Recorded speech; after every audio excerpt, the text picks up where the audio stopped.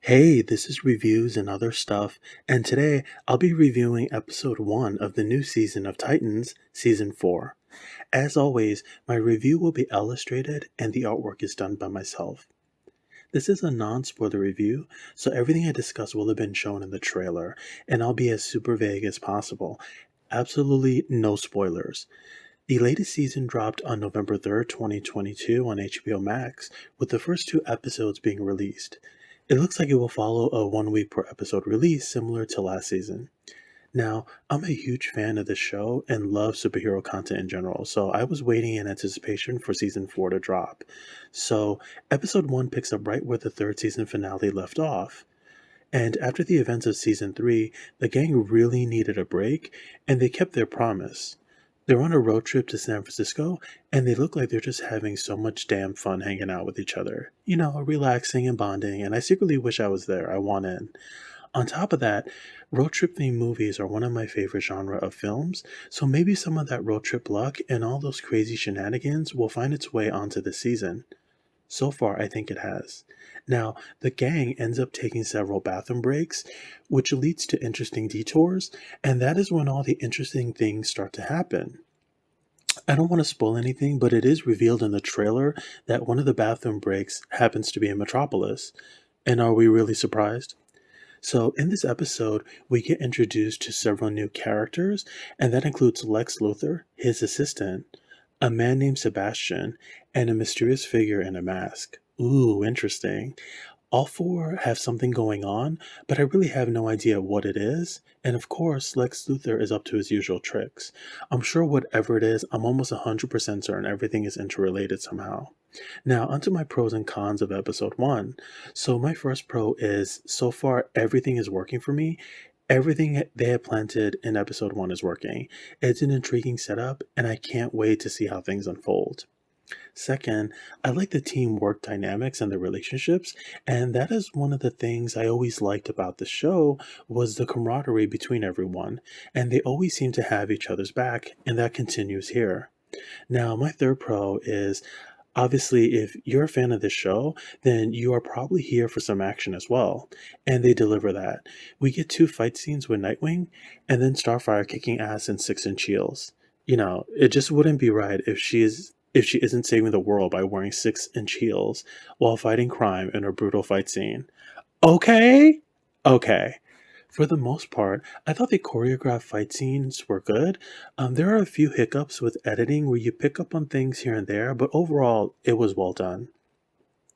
Next, there's also a lot of creepy things happening in this episode, and I thought they were actually rather graphic, which I don't mind, but despite that, I'm glad HBO is keeping this show R-rated.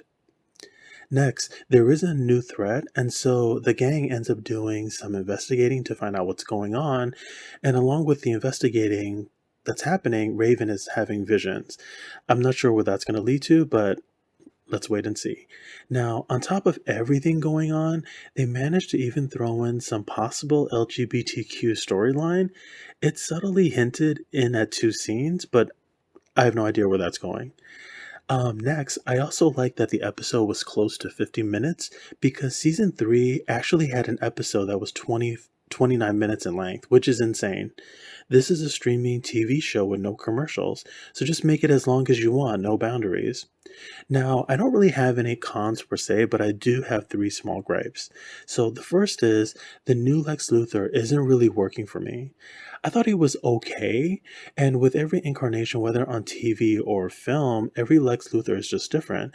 And with this one in particular, I just really didn't get anything menacing from him. I just never got that vibe.